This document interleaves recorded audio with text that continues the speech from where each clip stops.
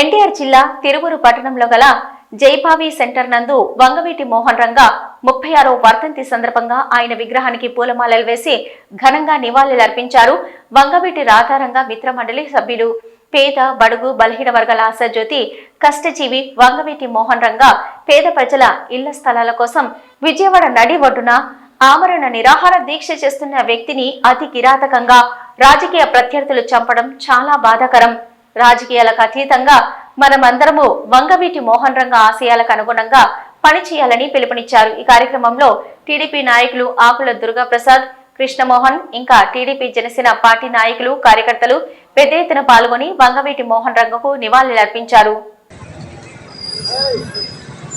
జోహార్ వంగవీటి మోహన్ రంగ, జోహార్ వంగవీటి మోహన్ రంగ, జోహార్ సినీ నటి సావిత్రి గారు, జోహార్ సినీ నటి సావిత్రి గారు. సాధిస్తాం సాధిస్తాం రంగా గారి ఆశయాలను, సాధిస్తాం సాధిస్తాం రంగా గారి ఆశయాలను. అలాగే ఇప్పుడు గంజా కృష్ణమోహన్ గారిని మాట్లాడవలసిందిగా కోరుతున్నాను.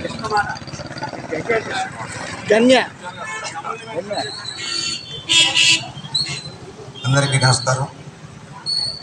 ఈరోజు 36వ వంగవీటి మోహన్ రంగ గారి వర్ధంతి సందర్భంగా సమావేశమైన పెద్దలందరికీ నమస్కారం. ఆయన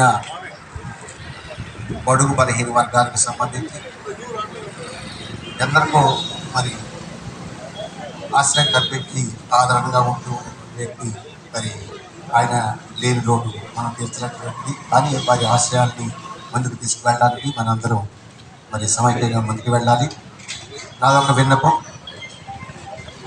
జాతిని విచ్ఛిన్నం చేసేటటువంటి అంశంలో రాజకీయ పట్టిన వాళ్ళు చేయకూడదు. ఈయన అందరి వాడు, అందరి వ్యక్తి. కాబట్టి నా విన్నపం ఏంటంటే, రాజకీయాలు పక్కన పెట్టండి, జాతి సమైక్యతకి మనం అందరం కట్టుబడి ఉండాలి. కాబట్టి అందరినీ కలుపుకుపోవాలి.